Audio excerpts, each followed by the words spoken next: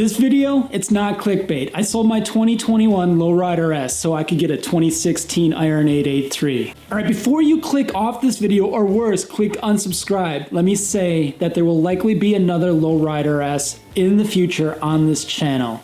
Just not the 2021. So in this video, I'm going to cover the reasons why I got rid of the Low Rider S, why I got the 2016 883, and then what I'm going to do with this 883. It's no coincidence that I got rid of my Low Rider S right around the time that Harley came out with the 2022 Low Rider S. Shortly after I got the Low Rider S, I recorded a video about everything that Harley got wrong with it. Many of the things that I said in that video, they changed on the 2022 Low Rider S. But a couple of the huge ones. First of all, the 114 versus the 117. That is a huge difference in my book. And the other one is the instrument cluster on the tank. And I get the reasons why they had the instrument cluster there, the history, the heritage of the split tank. But I just never liked looking down, especially with a full face helmet. You had to look at your lap just to be able to see the instrument cluster. I like having it right in front of me, so all I have to do is just move my eyes rather than my head. So those are two big reasons. The other reason I got rid of it was because of this Iron 883. Now before I get into the reasons why I got the 883, let me say again that there will be another Low Rider S on this channel.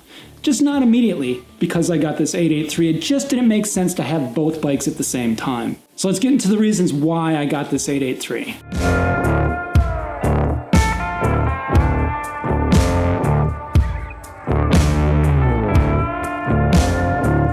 Alright, before I get into the reasons why I bought this Iron 883, I just want to mention that I'm organizing the Bubbler Bike Fest. It's going to be an opportunity for us to get together, hang out, camp, and ride together, and to share our love for motorcycling, help build the community that's really grown around us because of it. If you're a content creator, I encourage you to come. We can share ideas about how to do that. I've learned a lot over the last few years of creating content on YouTube. I'd love to share my ideas. I'd love to hear your ideas. So I have some information down below in the description of this video. Check it out if you're at all interested in getting together this August. So a huge reason I got this Iron 883 is because of nostalgia. I'll just go ahead and admit that right away. I fell in love with motorcycling riding a Sportster. I learned to ride on the Iron 883, one that looked exactly like this, and I fell in love with motorcycling. Like a lot of the motorcycles we buy, it's not a financial purchase. It's an emotional purchase. And this one definitely fit under that category of emotional purchase. So the last 2 years have been really challenging for a lot of us. They've been challenging for me, and I'll admit fully that part of the reason I got this bike is because of the last 2 years. When I first learned to ride a motorcycle in 2017 and created this channel in 2018 based entirely on an Iron 883, it changed my life for the better. And then I sold my 2017 Iron 883 in June of 2020. Very shortly after that, I regretted selling it, and I missed three things.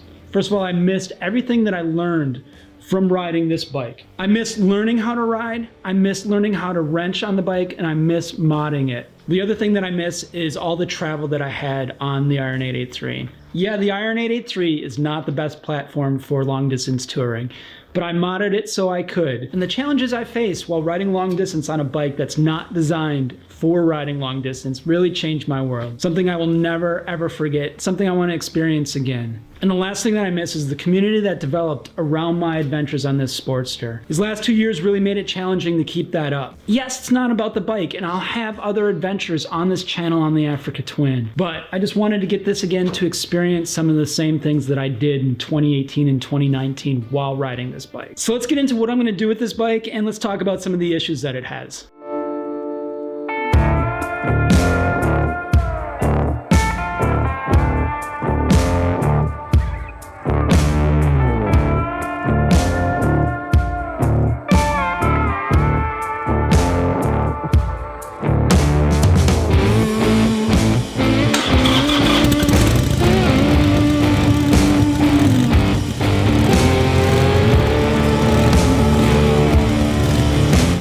Been some modifications to this bike that I don't really like. The bike is close to stock, but it's not stock. So the very first thing that I'm going to do with this bike is I'm going to return it to stock. I'm going to remove these saddlebags and the taillight relocation kit. And you can see these taillights are falling apart a little bit, so I need to put those back on there and make sure they're set up right. The other thing is this gas cap. It's one of those pop-up ones.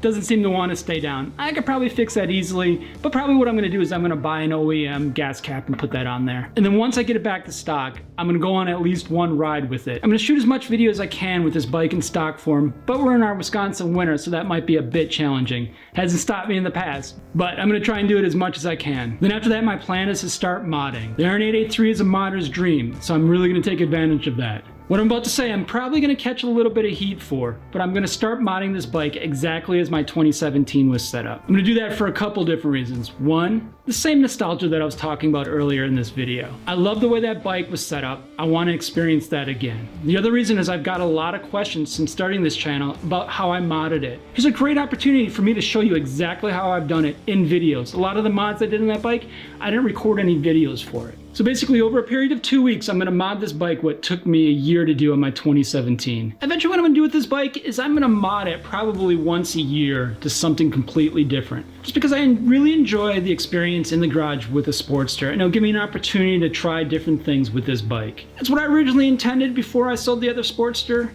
and I really regret selling it. And here's my opportunity to take back that regret and start working on this bike. So leave me some comments below about what you think about me getting this Sportster, what you think of my plans for it, and if you like this video, you might like this one down over here.